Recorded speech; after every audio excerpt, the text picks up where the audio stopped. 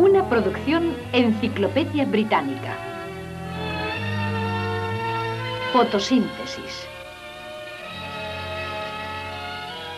De todos los seres vivos que existen en nuestro planeta, las plantas son las más importantes. En cámara lenta, observamos el crecimiento de una planta que surge de una semilla. Nada tiene tanta habilidad como las plantas para poblar un área de tierra. Se dispersan de muchas maneras y formas para colonizar el globo terrestre. En tierra, las plantas producen del orden de 150.000 millones de toneladas de materia viva y son la forma de vida más abundante. Pero las plantas no solo cubren la tierra, también habitan las aguas. El 50% de la vida vegetal está en el mar.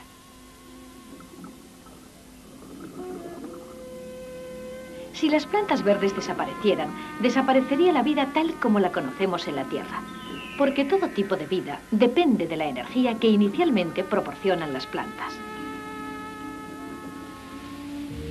De modo preciso y regulado, las plantas transforman la luz, el agua y el gas anhídrido carbónico en energía y alimento para la materia viva. Energía que nos provee alimento. Este proceso de transformación se llama fotosíntesis. Sabemos que donde no hay luz, como en esta cueva, no pueden crecer plantas verdes. Las plantas requieren la energía de la luz solar para vivir. Solo las plantas verdes pueden transformar la energía solar en energía química. Las hojas de las plantas son como fábricas bien organizadas donde tiene lugar la fotosíntesis. Absorbe la energía que emite la luz del sol para producir reacciones fotoquímicas. El anhídrido carbónico entra en la hoja y se combina químicamente con el agua que sube de las raíces para producir hidratos de carbono o azúcares, los combustibles de la vida. El oxígeno, producto secundario de la fotosíntesis, sale de las hojas hacia la atmósfera. Esto es un resumen de lo que pasa en la fotosíntesis, pero ¿cómo ocurre? Miremos mejor una hoja. Arranquemos un poco de la epidermis de su parte inferior y examinémosla bajo el microscopio. La parte de abajo de la hoja tiene pequeñas perforaciones llamadas estomas, que miden 1 milésima de milímetro de anchura. El anhídrido carbónico del aire entra por los estomas y el oxígeno también sale por ellos. ¿Cómo sabemos que las hojas producen oxígeno? Cuando el oxígeno entra en una solución del colorante índigo, esta se torna azul. Si una planta produce oxígeno, también pondrá azul la solución. Después de poner una planta en esta solución, empezamos a ver sobre las hojas finos hilos azules. El oxígeno del aire torna azul la solución de la superficie del envase. Este experimento prueba que las plantas verdes liberan oxígeno por sus hojas. Al cabo de 1 hora, la planta con su oxígeno casi ha puesto azul toda la solución. Son las plantas verdes las que abastecen al mundo con el oxígeno que los seres humanos y otros animales requieren para sobrevivir. Pero el oxígeno es solo uno de los productos de la fotosíntesis. El otro son los hidratos de carbono. Un sencillo experimento nos permite observar su producción. Quitamos una hoja a una planta que ha estado algún tiempo en la oscuridad. La colocamos sobre una laminilla de cristal. Ponemos un negativo fotográfico sobre la hoja y lo prensamos todo con otra laminilla. Cuando se enfoca una luz sobre la hoja, la diferencia en densidad del negativo dejará pasar diversas cantidades de luz a la hoja. Después de varias horas de exposición, hervimos la hoja en alcohol. El alcohol saca la clorofila. En el área por donde pudo pasar la luz se produce un hidrato de carbono llamado almidón. Luego, teñimos la hoja con yodo. Los hidratos de carbono de la hoja absorben el yodo y producen una imagen positiva del negativo. Donde la luz dio en la hoja, se produjo almidón que dejó la imagen positiva. ¿Cómo se producen los hidratos de carbono? Veamos células de hojas bajo el microscopio. En su interior hay una constante corriente de orgánulos llamados cloroplastos. Estos hacen el trabajo de la fotosíntesis. Son verdes porque contienen el pigmento que absorbe la luz. la clorofila. Absorben cada color de la luz visible excepto el verde. El número de cloroplastos en las células fotosintéticas varía. Una célula de una hoja puede tener de 20 a 100 cloroplastos. Pero una alga unicelular, solo 1 o 2. Con un microscopio electrónico podemos observar mejor el cloroplasto. Las imágenes que produce este instrumento se llaman electromicrográficas. Aquí vemos una de ellas. El interior del cloroplasto, ampliado 40.000 veces, aparece compuesto por una serie de membranas puestas en fila que contienen miles de moléculas de clorofila y otros pigmentos fotosintéticos. El cloroplasto es una fábrica asombrosa, pero ¿cómo convierte la energía solar en energía celular? El verdadero proceso de fotosíntesis se contempló durante mucho tiempo como un misterio en una caja negra. ¿Qué pasa cuando la energía de la luz entra ahí? Hace tiempo que los científicos saben que las células vivas no pueden usar la luz directamente como combustible, así que los cloroplastos deben convertir la energía luminosa en energía química. Veamos un ejemplo. Esta bombilla no puede convertir la gasolina directamente en energía luminosa. La gasolina es un combustible rico en energía. Necesitamos una máquina que transforme la energía química de la gasolina en la energía eléctrica que la bombilla pueda usar. El motor fotosintético de la mayoría de las plantas es el cloroplasto. Esta es la máquina verde de todo el proceso. Los cloroplastos transforman la energía solar en energía química.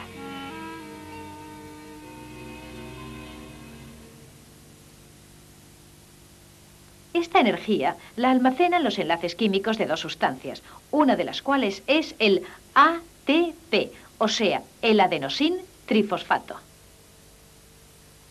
En toda célula viva, el ATP es como dinero. En cualquier momento puede convertirse en energía.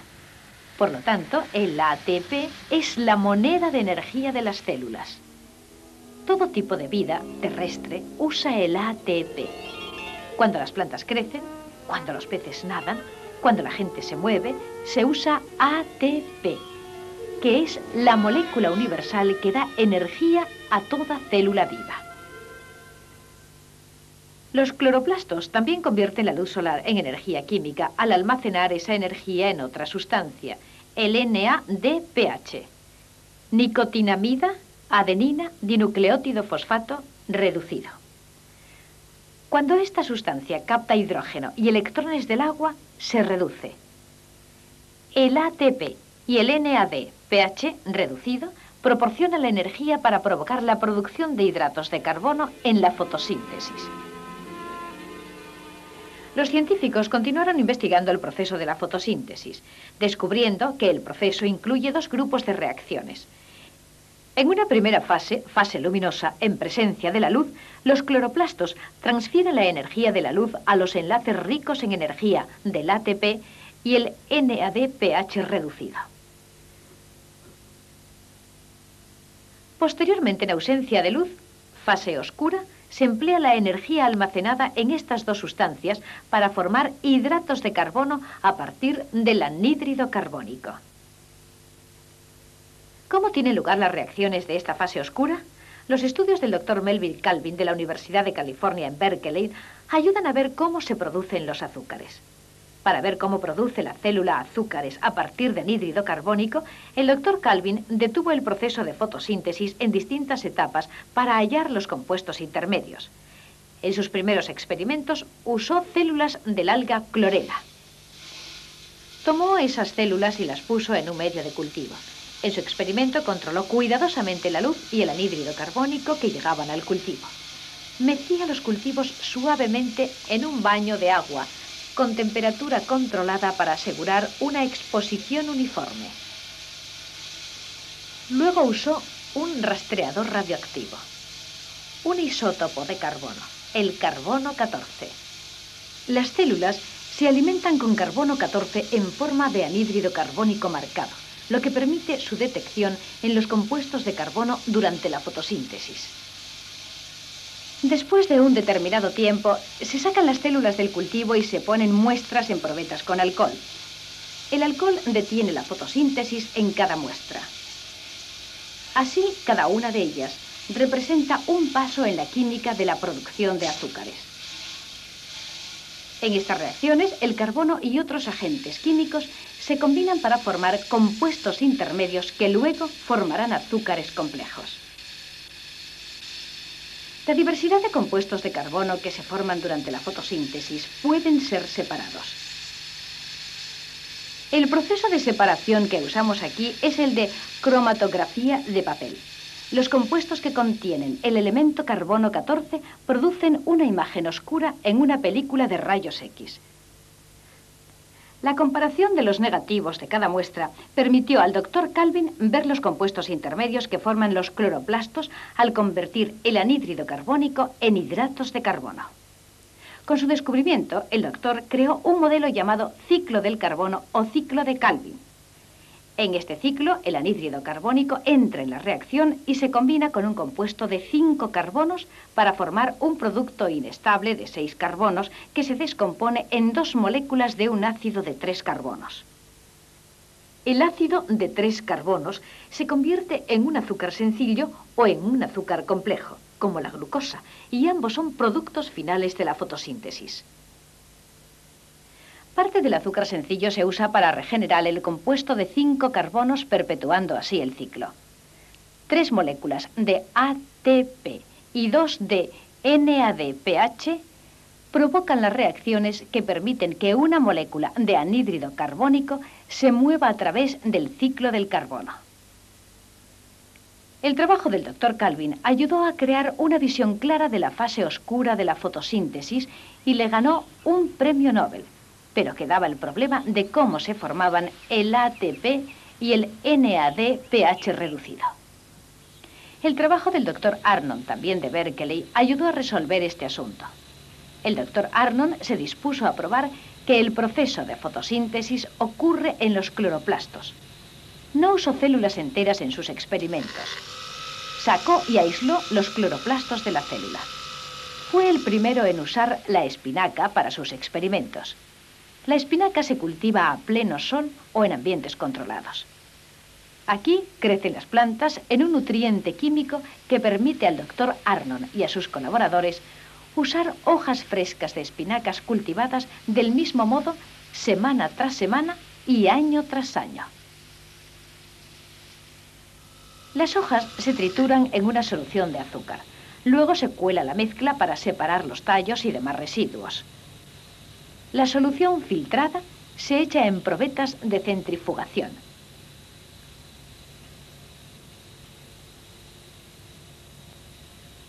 Los envases se hacen girar a gran velocidad en la centrifugadora para separar mejor los cloroplastos de los fragmentos de las células.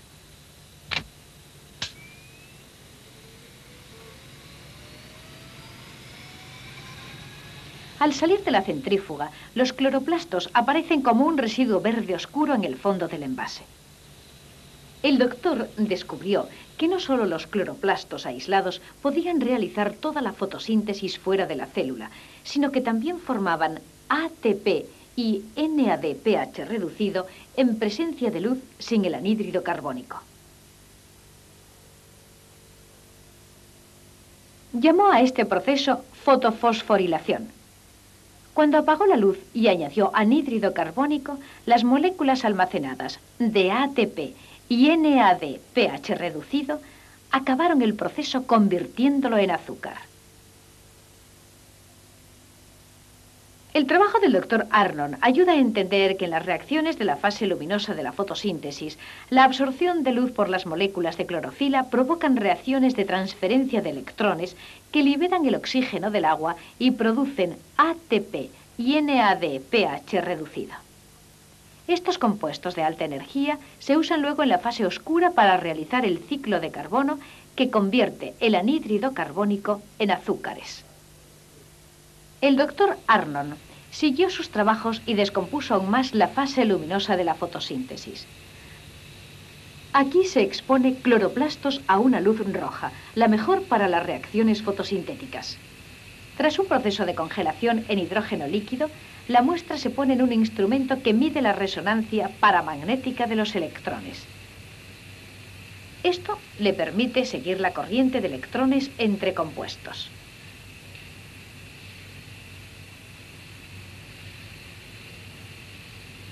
Con este proceso, el doctor Arnon descubrió otro paso en las reacciones de la fotosíntesis. Una proteína rica en hierro, la ferredoxina, recoge los electrones de alta energía que libera la clorofila cuando la activa la luz. Aquí vemos esta proteína roja aislada de la clorofila. La ferredoxina es otro eslabón para que comprendamos cómo ocurre la fotosíntesis. Los hidratos de carbono son un producto de la fotosíntesis y son la base de nuestro alimento. Sirven como principales productos de almacenamiento de energía celular y satisfacen las muchas necesidades de todas las células vivas.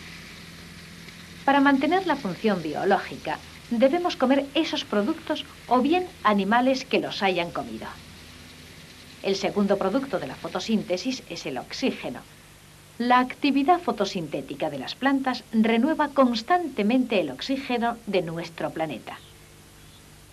Y así empezamos a reconocer nuestra responsabilidad de renovar la vida vegetal, como los árboles, para protegernos conservando el equilibrio ecológico natural. Los combustibles fósiles que hemos usado los últimos 100 años son productos almacenados de la fotosíntesis, la acción del sol sobre las antiguas plantas verdes. Recientemente nos ha alarmado ver que se está acabando esa provisión de combustibles. Nuestras formas de energía actual, como el carbón y el petróleo, son productos de la fotosíntesis del pasado. Nuestras principales formas de energía han tenido y siguen teniendo su origen en la energía solar. Se ha desarrollado una planta del género Euphorbia que produce petróleo líquido. Se le llama la planta del desierto porque crece muy bien en lugares áridos. Su savia se ve al arrancarle una hoja. El doctor Calvin está estudiándola. El látex de la planta es una emulsión de 2/3 de agua y 1 de petróleo, que al separarse deja un petróleo que puede elaborarse en refinerías. La planta se seca, se muele y se pone en un cilindro de filtro. Un sistema de destilación extrae el petróleo de la pulpa de la planta. Se hierve y se condensa en un disolvente que lava la materia de la planta y le quita el petróleo. Ejemplo de cómo funciona un sistema en gran escala. Estas plantas convierten la energía de la luz en formas químicas que pueden almacenarse por mucho tiempo y tal vez sean una alternativa para nuestros recursos energéticos. Al evaporarse el solvente queda un extracto espeso que puede refinarse como el petróleo crudo natural, pero al contrario de esta planta sería una fuente renovable. Tal vez, algún día, no tengamos escasez de energía ni de alimentos si descubrimos nuevas formas de utilizar el intrincado proceso de la fotosíntesis.